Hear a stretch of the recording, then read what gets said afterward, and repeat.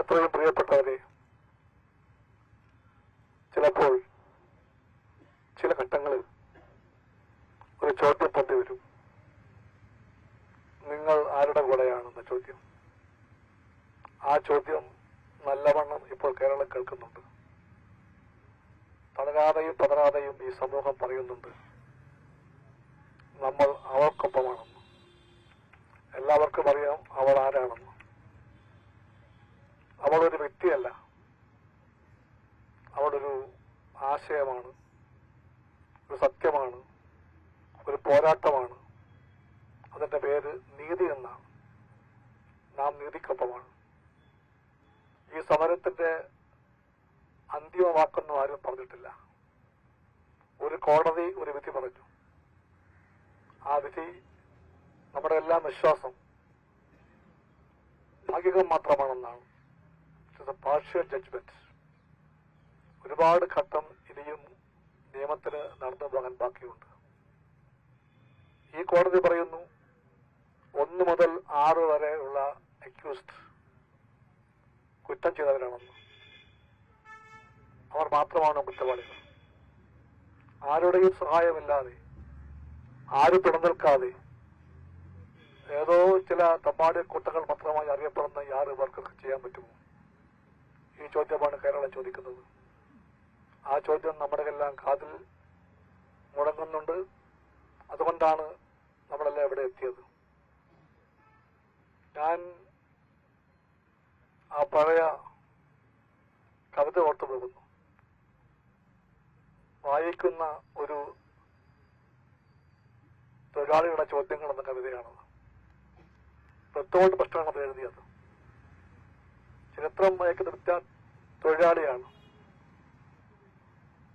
ചൈനയിലെ വൻമതിൽ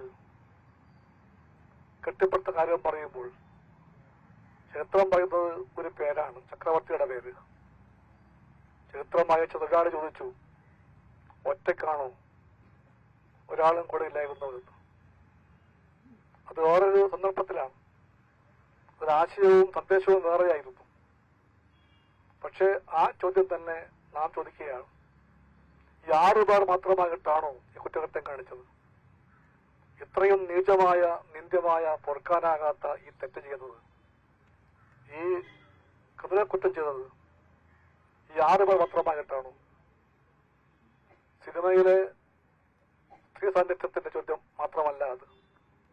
സിനിമയിൽ സ്ത്രീ എല്ലാ കാലത്തും ഉണ്ടാകും. സ്ത്രീ ഇല്ലെങ്കിൽ സിനിമയില്ല. സിനിമ മാത്രമല്ല, സ്ത്രീ ഇല്ലെങ്കിൽ സമൂഹവുമില്ല. അതുകൊണ്ട് സമൂഹത്തിന്റെ ചിന്തകളെയും തോന്നലുകളെയും വിശ്വാസങ്ങളെയും ശബ്ദങ്ങളെയും എല്ലാം പ്രതിഫലിപ്പിക്കുന്ന സിനിമയിൽ തീർച്ചയായിട്ടും സ്ത്രീ എന്നും ഉണ്ടായിരുന്നു, ഇന്നുമുണ്ട്, നാളെയും ഉണ്ടായിരിക്കും.